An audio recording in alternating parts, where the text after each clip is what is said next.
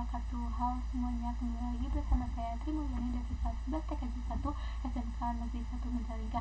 Di sini saya akan menjelaskan tentang failover dan load balance. Berikut adalah materi yang akan saya sampaikan. Yang pertama ada konsep failover dan load balance, yang kedua ada setting topologi, yang ketiga ada static kasus, dan yang terakhir ada konfigurasi tranche router.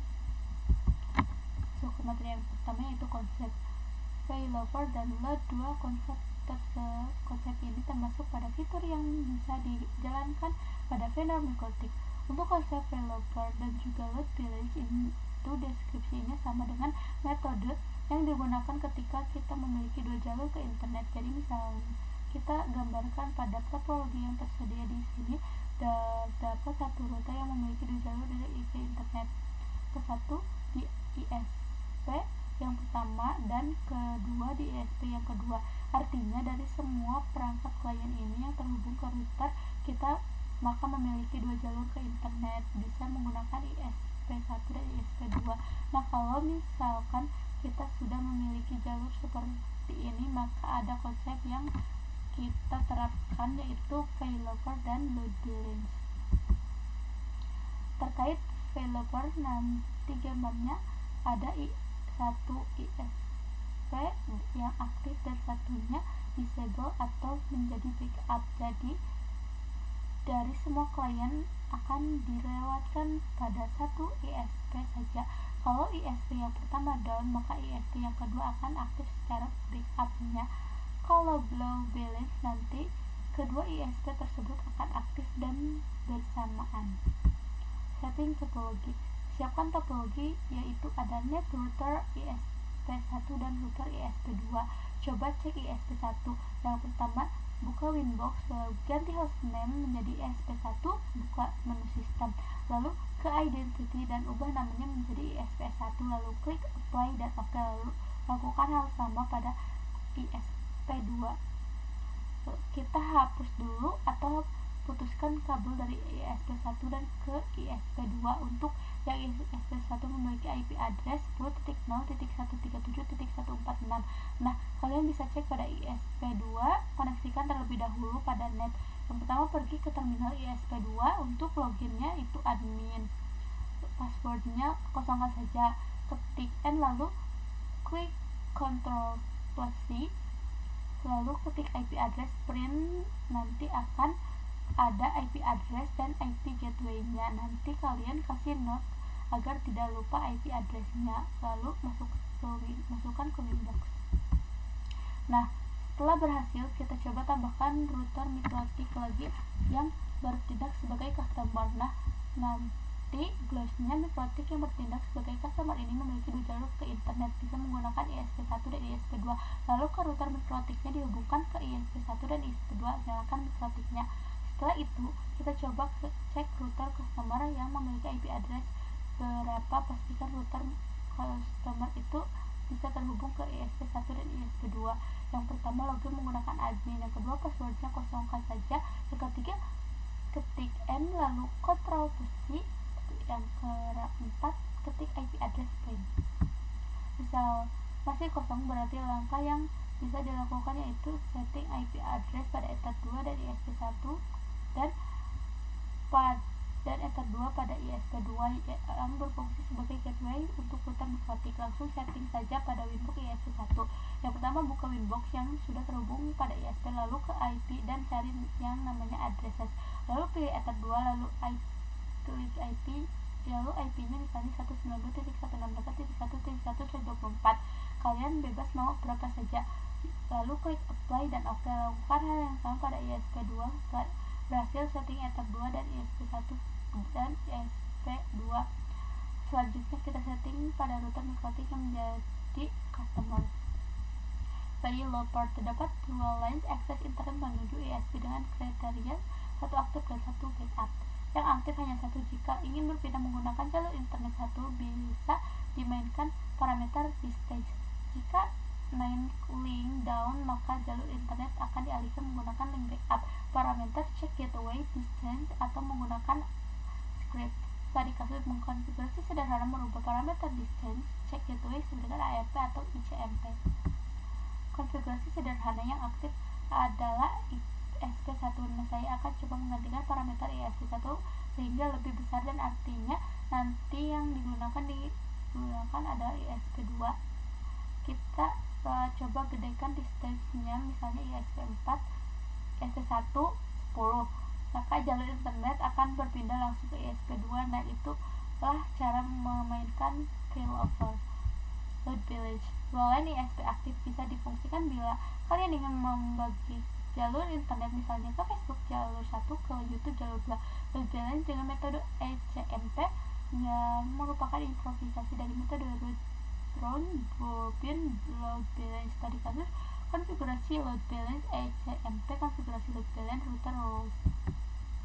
Tadi kasus konfigurasi load balance ICMP itu konfigurasi load balance sangat simpel. Hapus dulu di routers yang mengarah ke internetnya, lalu konfigurasi dengan cara masuk ke routing table.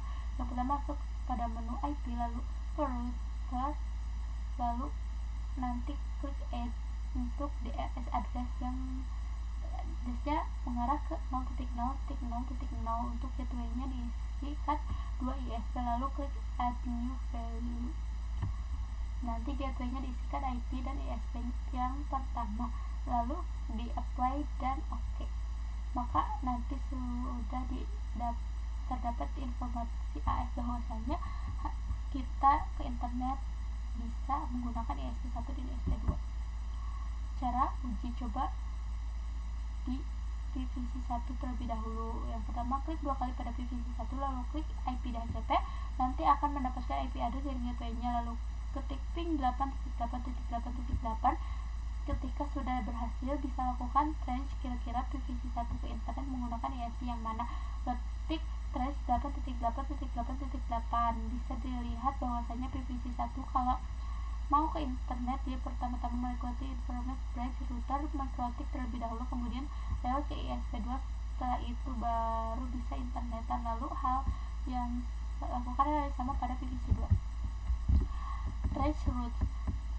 Coba di PVC1 misalnya ingin ke Google, kira-kira menggunakan ISP yang mana. Yang pertama, klik IP DNS 8.8.8.8, lalu show IP. Setelah itu ping google.com, pastikan sudah berhasil. Lalu kita coba cek, misalnya PVC1 ingin ke Google, kira-kira menggunakan ISP yang mana. Lalu ketik tranche google.com. Ternyata kalau ke Google dari PVC1 dia lewat interface branch terlebih dahulu, baru menggunakan ISP1. Untuk tranche route pertama, yaitu pada metode terlebih dahulu. Yang pertama, buka pada menu Winbox, lalu untuk melakukan tranche route bisa pergi pada menu tools, lalu cari yang namanya tranche routes. Untuk tranche route itu yang coba pin 8.8.8. Untuk protokolnya pilih ICMP, lalu klik start. Nanti bisa dilihat bahwasanya dari router mikrotik dia ingin ping ke internet yang menggunakan ISP2. Untuk tranche route pada sisi PVC, caranya ketik IP DHCP, nanti bisa dilihat pada IP addressnya, ketik ping 8.8.8.8 tranche 8.8.8.8. Jadi kalau dilihat dari topologinya, dia menggunakan ISP2. Konfigurasi load balance route roles. Konfigurasi load balance itu hanya menggunakan ECMP, tapi bisa menggunakan konfigurasi load balance dengan metode route roles. Kita coba menggunakan metode route roles lebih dahulu. Konfigurasi load balance route roles ini bekerja dengan sistem SRC address. Jadi kita bisa mendefinisikan, misalnya pada PVC1 kita ingin internetan harus menggunakan ISP1, dan untuk PVC2 ketika ingin internet harus menggunakan ISP2. Nah, itu bisa menggunakan route roles. Nanti kita akan melihat misalnya kata kuncinya adalah SRC address, berarti PVC nya itu nanti itu harus memiliki IP yang statik. Kalau kita konfigurasi IP pada PVC2 yang menggunakan IP DHCP, nanti konfigurasi di router mikrotiknya akan berantakan. Maka dari itu kita definisikan PVC itu menggunakan IP statik. Dengan rules bisa mendefinisikan pada PVC1 ingin internet dan harus menggunakan ISP1, dan juga ketika PVC2 ingin internetan harus menggunakan ISP2. Berarti setting rules-nya pada sisi mikrotik customer terlebih dahulu. Yang pertama, buka aplikasi Winbox yang lalu masuk pada menu IP rules-nya, lalu klik pada bagian menu rules, lalu klik add. Nanti ada informasi mengenai SRC address. Di SRC address masukkan satu persatu, misalnya yang rules pertama definisikan untuk PVC1, masukkan IP PVC1 misalnya 10.10.10.11. Untuk tabelnya diisi mandiri misalnya PVC1, lalu apply dan OK. Lakukan yang sama pada PVC2. Setelah berhasil, kita lanjutkan ke internet, ke menu IP, lalu ke new router. Nanti tambahkan manual ke internet secara satu persatu. Untuk DSP address-nya 0.0.0.0, gateway-nya untuk PVC1 menggunakan ISP1, jadi kita masukkan IP address dari ISP1. Untuk routing map-nya pilih yang PVC1, klik apply dan lalu klik OK. Lakukan hal yang sama pada PVC2. Nanti akan terlihat dua default route yang mengarah ke internet dengan dua jalur ISP yang dua-duanya aktif. Sekian pemutaran materi dari saya. Kurang lebihnya mohon maaf. Assalamualaikum warahmatullahi wabarakatuh.